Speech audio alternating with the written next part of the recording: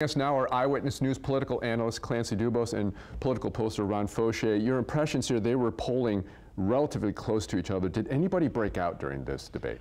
I didn't see that. I didn't see anybody score any points. I didn't see anybody drop the ball. Ron? I agree with that. I don't think anybody lost. I don't think anybody won. I don't think anybody threw a knockout punch.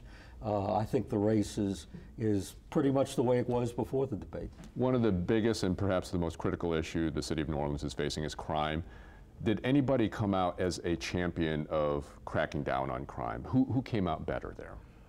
Better is all in the eyes of the beholder. Ryan and I were talking earlier that Bagneris kind of came down more on the law and order, more conservative approach. LaToya Cantrell talked in a more holistic way, which is what she's done all along. And Charbonnet kind of was in the middle on those. Ron, did we gain anything? Did they come out in a more personal way? Because there was a portion of the debate where the candidates could ask a question to each other. Did we learn anything? Well, I think for a lot of voters, it's the first time they've really seen these candidates talk very much, which is why the debate was important.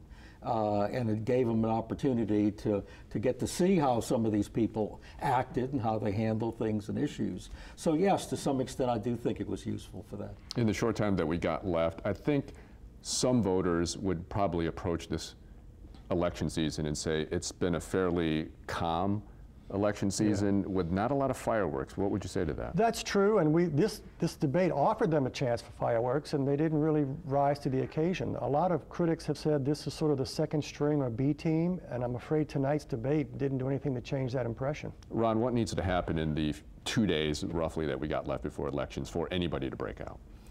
Well, first of all, to break out at this point when a race is fairly close, you have to sharpen your message. You probably have to attack the other side. You have to handle the incoming attacks well, and you have to get out your vote on Election Day. And I'm sure all of these candidates, to some extent, are working on it. But that's a lot to do in 2 days. But it's a lot to do in 2 days. All right. Ron and Clancy will be joining us on Saturday for full election coverage right here on Channel 4.